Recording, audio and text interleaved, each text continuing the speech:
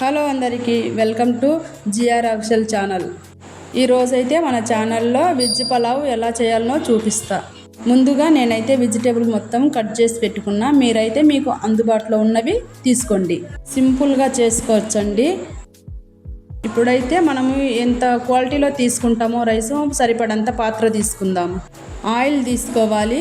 తీసుకున్న ఆయిల్ వేడెక్కిన తర్వాత పలావ్ దినుసులు వేసుకోవాలి. ఇప్పుడు జీడిపప్పు వేసుకొని ఫ్రై చేసుకోవాలి. 2 పెద్ద సైజు ఉల్లిపాయలు పొడవుగా కట్ చేసుకొని వేసుకోవాలి. ఉల్లిపాయలు వేగిన తర్వాత కరివేపాకు వేసుకోవాలి.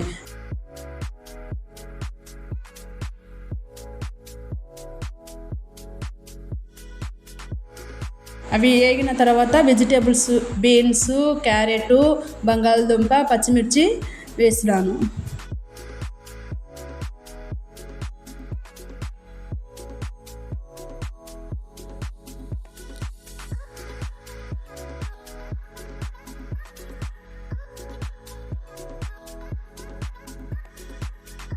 తర్వాత గ్రీన్ బఠానీ వేసుకొని అన్నీ కలుపుకోవాలి బాగా.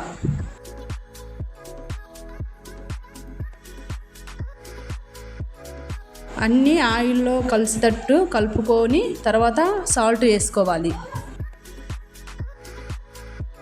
సాల్ట్ వేసి కలిపి మూత పెట్టి కొంచెంసేపు మగ్గనిచ్చుకుందాం.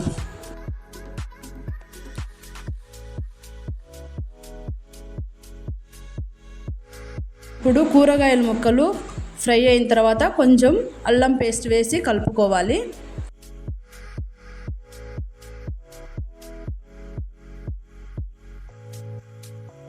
అల్లం పేస్ట్ పచ్చివాసన పోయిన తర్వాత మిల్ మేకర్స్ వేసుకొని కలుపుకోవాలి.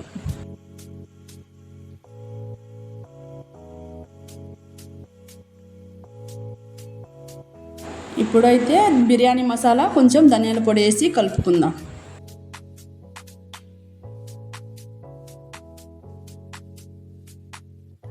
తర్వాత 2 స్పూన్లు పెరుగు వేసుకొని బాగా కలుపుకుందాం.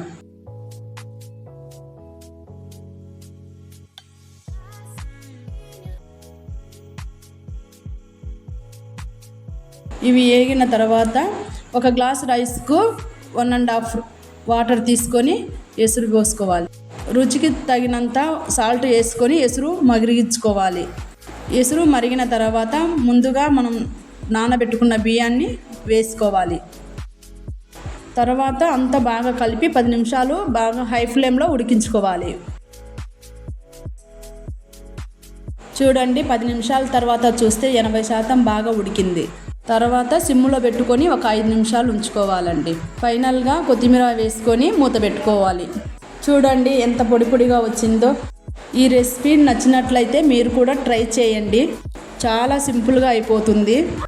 నెక్స్ట్ ఏ రెసిపీ చేయాలో కామెంట్ చేయండి. అట్లాగే సబ్స్క్రైబ్ చేసుకోనండి. Thanks for watching. Bye bye.